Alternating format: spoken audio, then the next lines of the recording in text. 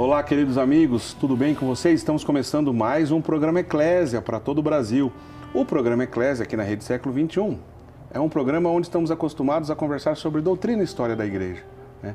É um programa de catequese, né? Você que toda semana nos acompanha sabe que o nosso programa, a gente separa assuntos, né, da história da igreja, a vida dos santos, também das Sagradas Escrituras, para que a gente faça um recorte aqui e converse um pouquinho sobre esse recorte, já que é uma história tão grande, tão bonita, tão bela. E justamente o recorte da semana de hoje é uma continuação, pois na semana passada fizemos a primeira parte do programa dedicada a conversar sobre o papado no século XX, né? Então nós fizemos uma introdução e conversamos sobre alguns papas do século XX. Hoje a gente continua nessa história, né? E quem continua a conversar conosco é justamente o Padre Wander, que está novamente aqui. Padre Wander, mais uma vez, obrigado pela sua presença. Eric, boa noite. Eu que agradeço mais uma vez o convite e a cada um dos que nos acompanham em mais uma jornada, mais uma noite, através desse belo instrumento que é a TV Século XXI. Bom, na semana passada, se você perdeu, vale a pena você dar um pulinho lá no portal da Rede Século XXI, rs21.com.br/Eclésia, né? É o nosso site dentro do portal da Rede Século XXI. Todas as edições do programa Eclésia estão disponíveis, né, para que você possa assistir lá, né, nesse site. Na semana passada, então nós fizemos essa primeira parte, como eu disse, né, o papado no século XX, a primeira parte. Nós fizemos uma introdução, o Padre Wander nos ajudou aqui a relembrar os maiores desafios, né, que a igreja enfrentou no século XX, né, e a relação dos papas, né, como esses papas reagiram diante disso, e um resuminho, né, das principais atitudes, documentos e dos principais problemas que alguns papas enfrentaram. Então nós falamos rapidinho de Leão XIII, né? Eu digo rapidinho porque é muito extenso o assunto, né, para o nosso tempo aqui de TV, mas falamos sobre Leão XIII, São Pio X, Bento XV e Pio XI. E hoje, né, lembrando que Pio XI foi papa até 1939, ali no comecinho, né, às vésperas da Segunda Guerra Mundial. E Pio XII, que a gente vai entrar aqui na história, venerável Pio XII, né, nós vamos começar a conversar então no programa de hoje, lembrando, dando continuidade a esses comentários sobre o papado no século XX. Mas como o assunto é longo, Padre Wander, eu acho que a gente pode ir direto para comentar sobre Pio XII, lembrando que nós estamos exibindo algumas imagens aqui de alguns papas e na sequência vamos exibir de Pio XII, do grande Pio XII, venerável Pio XII, que foi papa de 1939, né, 2 de março de 1939, a 9 de outubro de 1958. Está aí o querido, grande Pio XII, com a sua tiara papal belíssima, né, a sede gestatória, que naquela época ainda era costume, né, que era essa cadeira que era conduzida pelos auxiliares, né, em alguns momentos de solenidade, né, não era todo dia que usava essa cadeira desse jeito, mas na solenidade sim. Padre Wander, eu acho que não tem outro jeito da gente resumir. Estamos diante de um gigante, né? Eric, se me permite, eu vou começar a comentar o papado de Pio XII com dois fatos. Um deles foi que em 15 de agosto de 1950, quando ele proclama o dogma da Assunção, 1854, Pio IX proclama o da Imaculada, em 1950, Pio XII proclama o da Assunção. Certo. Eu tive um diretor espiritual, o Padre Francisco Faus, que estudava em Roma naquele momento, está vivo, né? O queridíssimo Padre Francisco Faus, o escritor, sim, famoso.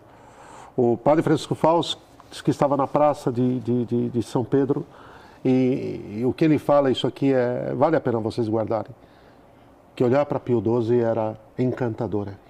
Imagino. A sobrenaturalidade que ele transmitia, Eric, diz que era uma coisa mística.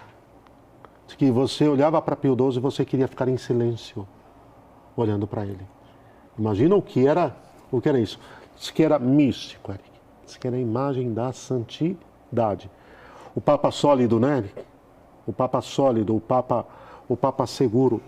Então, o primeiro fato que eu quero deixar muito claro, Eric, é que é isso. Quem o viu ficou impactado, ficou marcado para sempre. O segundo fato é uma curiosidade, viu, Eric? que ele traz o nome de Nossa Senhora, o nome de São José, o nome do discípulo amado e o seu sobrenome, o último sobrenome, significa paz celestial, Eric. É mesmo? Eugênio Maria Giuseppe Giovanni Pacelli. Eugênio Maria José João Pacelli. Aí, italiano, paz do céu, paz celestial. Olha só. Um homem de uma santidade excepcional, Eric. Bom, começa o seu pontificado em 1939, só que tem um detalhe, ele já veio embora da Alemanha para Roma, Eric, já com a anunciatura apostólica na Alemanha incendiada. Vale lembrar, né, que Pio XI, né, o seu antecessor, escreveu aquela encíclica em alemão, né, denunciando os problemas do avanço, né, do nazismo. Do totalitarismo, né, nazista. Nazista, né? Exatamente. Aliás, foi uma encíclica em alemão, que não é comum, foi algo inédito, né? A tradução, com ardente preocupação, né, o título da encíclica. Da encíclica. Que aí já está claro, né? Espalha por toda a Europa, de uma maneira quase ali que discreta, né? Não chega a ser secreta, mas discreta, e de repente o Hitler toma uma paulada mesmo, porque essa encíclica foi muito interessante. Vale lembrar, né, como o senhor acabou de dizer, que Pio XII era o diplomata da Santa Sé na Alemanha. Na Alemanha. Né? Era o núncio. Era o núncio apostólico na Alemanha. Então, ele estava por dentro do assunto e certamente influenciou diretamente na produção desse documento. E aí, Padre Wander, para lembrar, né, Hitler ficou bravo e botou fogo na anunciatura? Os nazistas, propriamente aí, quer dizer, claro que insuflados por ele, mas puseram fogo na anunciatura, ele foi retirado às pressas. Claro que aí entra a ação dos amigos e do senhor que se utiliza de almas nobres. Ele foi alertado, né? Ele pode correr que a coisa vem tempestade por aí. Fica a coisa atento. Vai ficar feia. Certo. Bom, eleito Papa, ele termina de ser eleito e a guerra explode. E aí, Eric, vai se ver uma coisa, vamos entrar em meandros do seu pontificado, mas a revelia de toda a campanha caluniosa que foi encomendada por Stalin, o homem que organizou a campanha morreu faz pouco tempo, Eric. O agente desertor da KGB, Eric, incumbido por Stalin para criar a imagem mentirosa sobre Pio XII, morreu não faz muito tempo. Como é que é o nome dele? O agente, naquele momento, incumbido por Stalin, vai ser o futuro secretário do partido, o Nikita Khrushchev, que vai governar a União Soviética no futuro. E o nome ele vai construir uma peça, quer dizer, vai incumbir um teatrólogo, um dramaturgo de construir uma peça chamada O Vigário. Que é algo encomendado. Encomendado, para plantar mesmo uma campanha difamatória, e muito bem, aí a Revolução comprou unidamente a tese, a Revolução inteira, né? E espalharam essa falácia, essa mentira. Mas o que houve foi que Pio XII, isso sim, durante a guerra, num sofrimento enorme, o bombardeio de Roma, que não atingiu a Basílica, mas, por exemplo, lá no final da Via da Conciliação, a Basílica lá em São Lourenço, ele junto aos escombros e aquela criança ferida que o abraça, ele montou uma rede, Eric, de proteção dos judeus, Eric, e de socorro a eles, que foi uma coisa assim indiscutivelmente única na história, quebrando clausura dos monastérios e dos carmelos. Eric. Permitindo que os mosteiros recebessem os judeus? Recebessem os judeus, quebrassem clausura. E assim, Eric, sem isso de mosteiro masculino só recebe homem, mosteiro feminino só recebe mulher. Não, recebam famílias inteiras. Você tinha carmelos, você tinha por toda a Europa mosteiros, Eric, que se tornaram verdadeiros refúgios de proteção aos judeus. Mais de 1 milhão de judeus salvos por Pio XII, Eric. Esta é uma página lindíssima. Os últimos documentários com entrevistas de filhos de judeus ou daqueles que eram criancinhas que hoje estão anciãos, todos são unânimes em dizer que Pio XII foi um grande pai para os judeus. Muito bem. Só uma coisa que eu quero ressaltar, Eric. Quem encabeçou isso foi Pio XII. Mas ele teve um cooperador que foi um homem muito santo, um monsenhor irlandês chamado Hugh O'Flaherty. Um homem muito santo, Eric. Foi o braço direito dele, um homem da Santa Sé, do serviço diplomático, da Secretaria de Estado dentro do Vaticano. E Pio XII, maravilhoso, Eric. Pio XII como magistério também, como escritos, como documentos, Eric, foi o segundo maior magistério pontifício do século XX e da história. Quer dizer, escreveu muito. Só perdeu para São João Paulo II, Eric. Certo. Escreveu muito. E depois João Paulo II teve mais tempo de papado. Não, e São João Paulo... É que Pio XII teve um pontificado razoavelmente longo. Certo. Um pontificado de 19 anos. Mas ainda assim, 8 anos menos do que o pontificado. E com outros recursos. São João Paulo II tinha... Mas muito bem, Eric, destaca-se 2 documentos que eu convidaria todos nós a estudarmos de forma profunda de Pio XII. A Mediator Dei, sobre a Sagrada Liturgia, Eric, belíssimo, um estouro. E a Mystiti Corporis, sobre a Santa Igreja, o próprio mistério da Igreja. Eric, Pio XII foi um mestre de fé na acepção do termo. Na acepção do termo. Sem dúvida alguma, um dos papas mais importantes do século XX da história. Só que há uma foto, 2 coisas que eu comparo. Uma foto sua no início do pontificado, o dia em que ele foi coroado Romano Pontífice, porque tinha a belíssima cerimônia de coroação, né, Eric, dos pontífices, que até nós já exibimos as cenas no início desse programa. Né?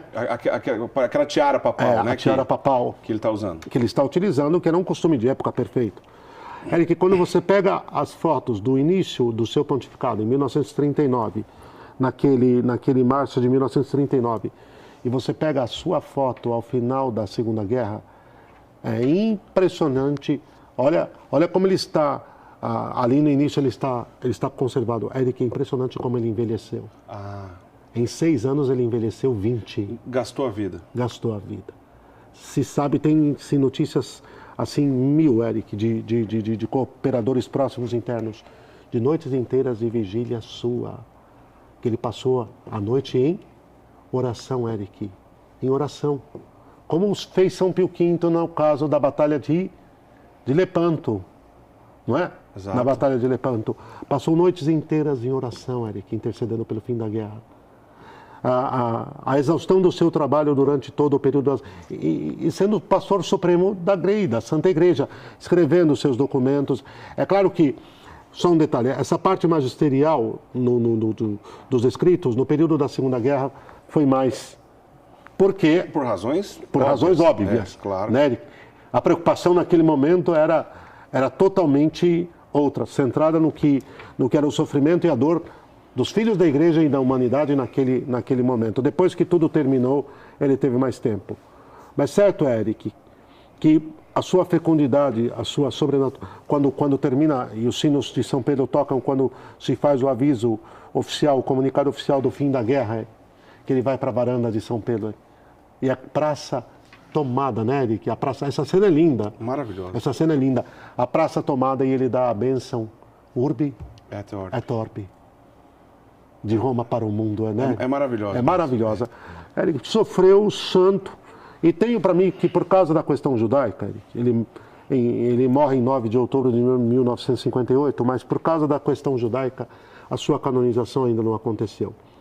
Por causa das difamações, das calúnias. Mas, Eric, o número de milagres, o processo está pronto. O outro fato que eu queria contar e que, no fundo, me fugiu na hora, Eric... Perdão, só guarda aí, Padre Wander. Lembrando aqui, abri um parênteses, se alguém pegou de relance agora, pode não entender. Por questões judaicas relacionadas a mentiras. Mentira. Difamações. Difamações. A campanha, né, de Stalin. Exato. Que plantou aquela mentira, né, sobre ele ter compactuado com os nazistas na perseguição aos judeus. Uma mentiraça jamais... Eric, lembre-se disso. Quando a Golda Meir vai ser primeira-ministra de Israel. Certo. Tá? A Golda Meir, quando Pio XII morreu, ela era secretária de Estado. O Estado de Israel tinha só 10 anos, 48, 58. Quando Pio XII morre, a Golda Meir era secretária de Estado. Ela não era primeira-ministra, ela vai ser primeira-ministra mais tarde.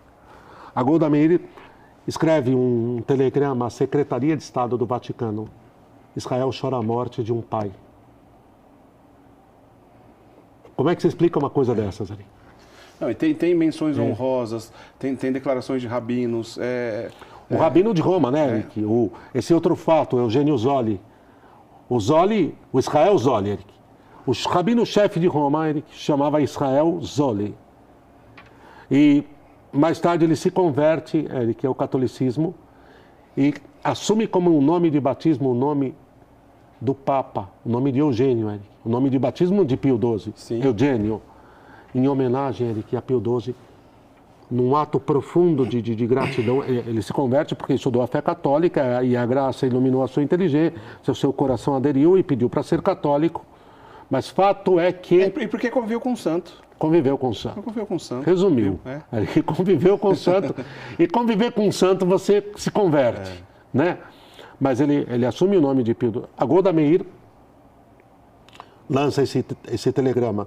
E o outro fato que eu queria elucidar e deixar muito claro, a gente começa a falar de Pio XII e não para, Eric, é que quando Paulo VI preside a primeira sessão conciliar, Eric, do seu pontificado em 63, quando ele entra pela nave de São Pedro, Eric, todos os padres conciliares, todos os bispos, certo, aquela multidão de bispos, Eric, se levantam e começam a clamar Pio XII santo, santo súbito. Olha só. Santo súbito. Naquele momento, Paulo VI tinha a prerrogativa, Eric, para suspender todo o processo, Eric, e por uma cláusula, por um beneplácito, por autoridade petrina, Eric, assinar o termo, a proclamação de santidade, o termo de canonização de Pio XII. O que Paulo VI faz, Eric? Paulo VI diz, vamos fazer o seguinte, vamos iniciar a causa de Pio XII e de João XXIII juntos e terminar junto. Só que... Um já chegou à honra dos altares. E o outro, se Deus quiser, um dia vai chegar lá. Eu ainda espero ir à canonização de Pio XII. Eric. Seria maravilhoso. Quem sabe, vamos juntos, hein, Eric? Quem sabe? Combinadíssimo. Né? Irmos à canonização de Pio XII. Só queria lembrar aqui um detalhe, que além da peça, né, que o senhor citou há pouco, né, por construção, né, do serviço secreto russo, né, por encomenda, né, Nikita Khrushchev, né, que o senhor citou há pouco. Khrushchev. A mandato de Stalin, o Khrushchev, né, encampou a... Para começar essa difamação com Pio XII. Mas não foi a única. Depois teve um livro, algum tempo depois, né, que muita gente até hoje dá esse carimbado Citam nele. Esse, na verdade, a maioria, né, Eric? O Papa de Hitler. O Papa de Hitler. John Carnwell. Exatamente. Né? O Papa de Hitler, né? Então, assim, o desavisado pode dizer assim, e alguém talvez esteja assistindo agora e fala assim, não, mas o Padre Wander tá maluco, esse pessoal do programa Eclésia não estudou a fundo. Bom, na verdade, vou citar apenas uma fonte aqui de alguém que estudou a fundo, que é um jornalista inglês que escreveu em contrapartida desse título, né? O Papa de Hitler, ele escreveu Os Judeus do Papa, né? Que é um livro, o título de um livro, Judeus do Papa, que é um jornalista inglês que fez esse estudo e que lá documenta certinho, principalmente do que o senhor disse aqui, de quantas e quantas vidas foram salvas por iniciativa de Pio XII, principalmente desses judeus que estavam ali naquele momento refugiados de guerra, né? Dentro do Estado do Vaticano, mas refugiados de guerra. Em Castel Gandolfo, por exemplo, a casa de verão do Papa estava lotada de judeu. Lotada. Outro dia, nós recebemos aqui Só um detalhe, o escritor dos Judeus do Papa, Thomas Gordon, é esse? Não é inglês, né? ele? É um jornalista inglês, um jornalista inglês. Isso, esse mesmo. Obrigado, padre. Outro dia nós recebemos aqui a visita do historiador Rafael Tonon, né, que tem um trabalho bem legal. Muito bom. E ele falou uma coisa super interessante que eu quero lembrar aqui, de que na própria cama, não estou dizendo força de expressão, na cama do Papa, teve parto de algumas mulheres judias que estavam grávidas, que chegaram a dar à luz na cama de Pio XII, né, para ver o tamanho, né, do desprendimento e da caridade naquele momento. Né? Agora, para completar, Eric, a gente fechar, o Carnwell foi desmentido muitas vezes e sua tese é mórbida. Ele se utilizou de uma fé, inclusive, Eric, porque ele pediu para ver os arquivos vaticanos que foram todos abertos e foi recebido com um polimento, com um cuidado, Eric, para ir lá, fotografar e manipular tudo a bel prazer, só para criar o quê? Essa narrativa falsa. Bom, Pio XII, um gigante, né? Vale a pena a gente olhar, estudar um pouquinho, conhecer a história desse venerável, né? Venerável porque está ali no processo, né? O próximo passo, se Deus quiser, será a beatificação E vamos ver ainda, quem sabe a nossa geração, a canonização de Pio XII, esse gigante da história. Mas como o nosso tempo aqui, né, é pequeno, vamos dar sequência, né? Vamos falar de um outro diplomata também, que foi diplomata, né, da Santa Sé. Assim como Pio XII foi núncio na Alemanha, num período difícil, o próximo personagem, aqui estou falando de São João XXIII, né, também foi diplomata, foi núncio na Hungria, né, e também tem as suas belíssimas histórias de combate à guerra, inclusive salvando também, ajudando, amando de, inclusive, Pio XII, né? Salvando vida de judeus. Tem uma história belíssima também de São João XXIII. A gente está falando agora de São João XXIII, né? O Papa Bom, né? Como era chamado na Itália.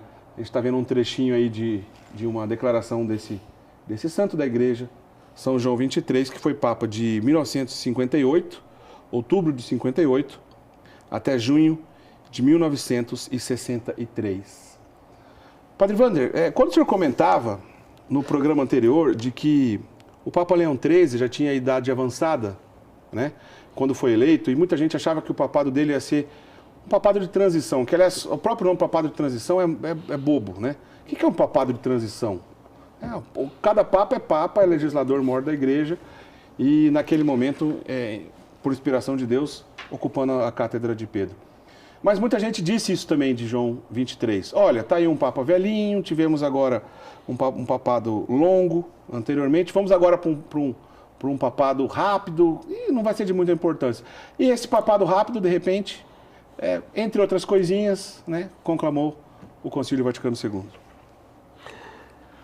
Eric, também patriarca de Veneza, o cardeal Angelo Roncalli, era um homem de uma simplicidade enorme, vinha de uma família humilde de camponeses, lembrou muito bem, foi núncio na Hungria, foi núncio na França, ele foi núncio em Paris. É verdade. Ele foi núncio em Paris, a Paris do futuro de Gaulle, né? Bem, João 23, Eric, quando sobe ao trono a sé de Pedro, a pergunta de todos era: quem vai substituir Pio XII? Parece algo impossível, né? Não tem altura. Claro que é olhar humano demais isso, sim, né, Eric? Sim. Tá tudo bem. Mas se vê o tamanho de Pio XII, Eric, que todo mundo ficou assim, olha, não tem como, não vai surgir. E realmente o Espírito Santo opera de forma maravilhosa. Por quê? Um cardeal já com relativa idade avançada, bom, é que a sobrevida, a longevidade humana está crescendo, né, Eric? É verdade. Mas os dois romanos pontífices últimos foram eleitos já com a idade bastante avançada. Se a gente lembrar que o Papa Emérito Bento XVI, né, acabou batendo recorde, né? 78 anos, né? O no Papa, momento da sua eleição. O Papa... agora. Bento XVI, emérito, né? Apesar de ser emérito, é o Papa com mais idade na história da igreja. Né? 93, né? 93 anos. E ainda lá mesmo, é isso mesmo. Exatamente. Então, Eric, o que acontece é que, naquele momento, nós não poderíamos imaginar que o simples, o humilde patriarca de Veneza fosse realmente ser um instrumento tão eficaz nas mãos de Deus.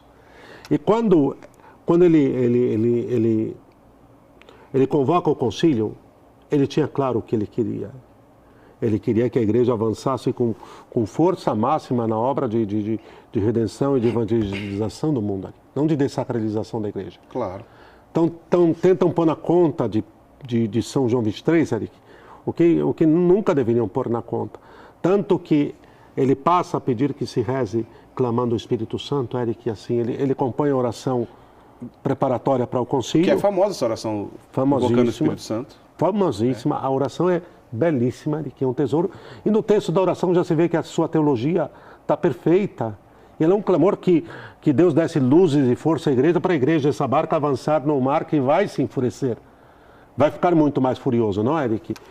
Ele convoca o concílio começa em 62, mas do concílio mesmo ele vai viver muito pouco, né, Eric? Porque com apenas um ano de concílio ele vai vir a falecer. Bom, São João 23, Eric, o Papa Bom, que tem 1000 episódios pessoais seus que marcam inclusive a sua personalidade cheia de alegria, de simplicidade, mas uma caridade assim efervescente.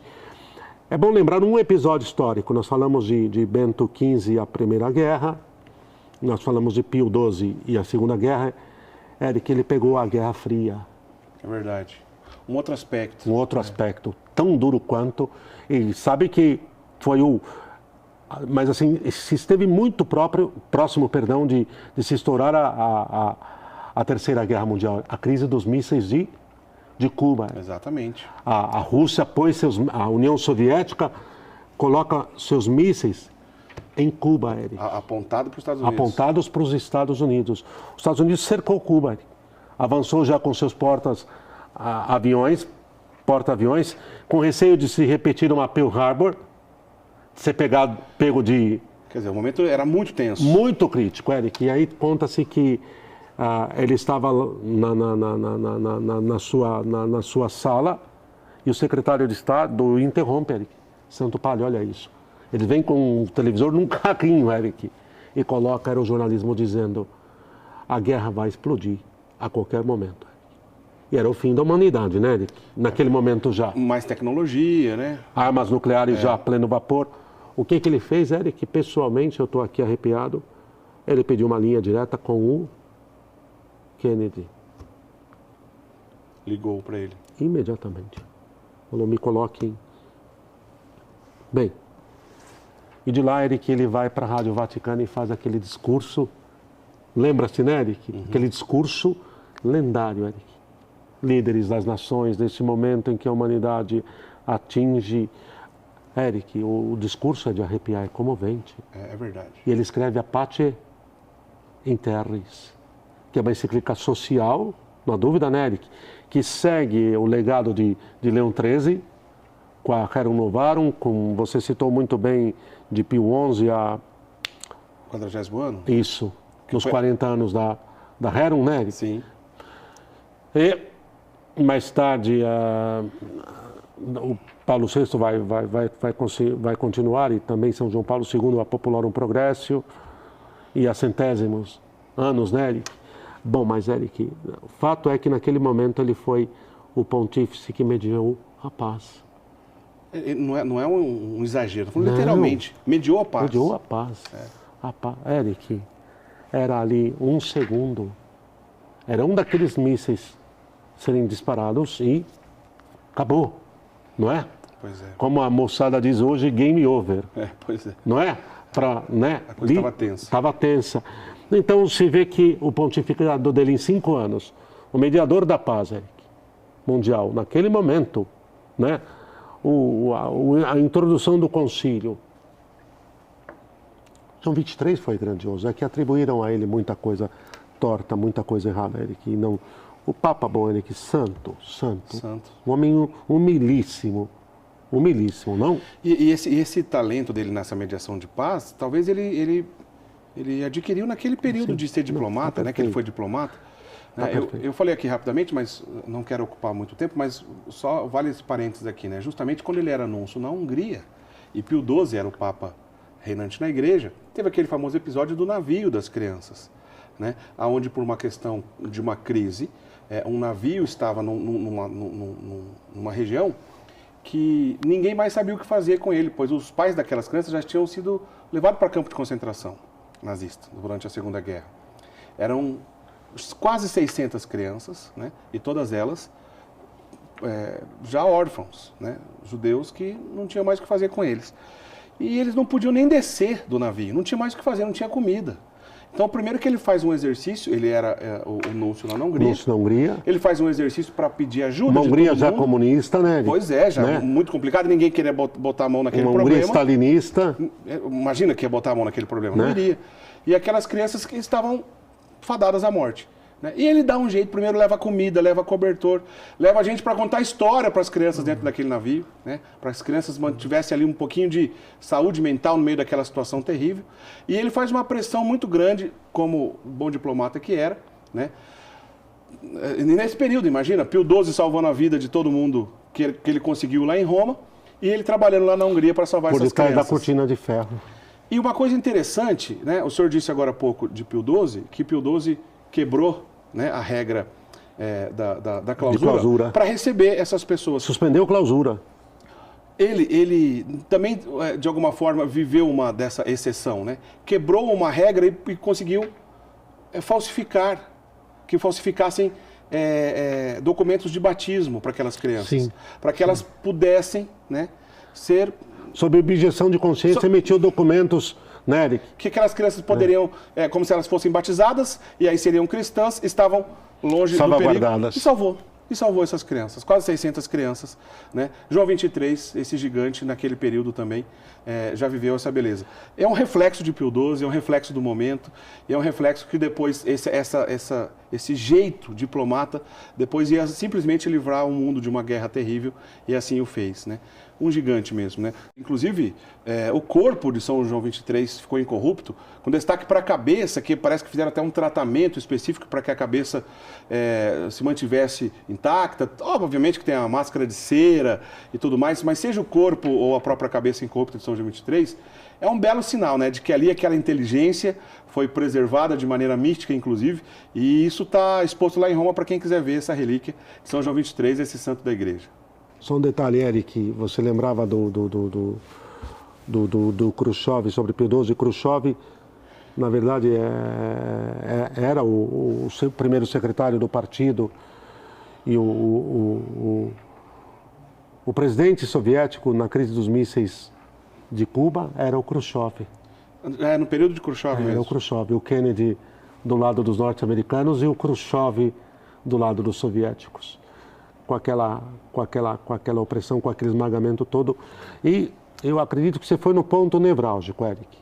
Na dúvida que Deus age sempre, é só Deus que age sempre, mas se utiliza de instrumentos, a bagagem diplomática que ele angariou nos dias de nunciatura, nesse episódio da crise dos mísseis, foi vital. Você tocou no ponto certo, Eric. A experiência que ele angariou, né, Eric, naquele momento, ou seja, ele sabia conversar, né, com os líderes das nações. E como Deus é especialista em usar o talento dos seus filhos, né?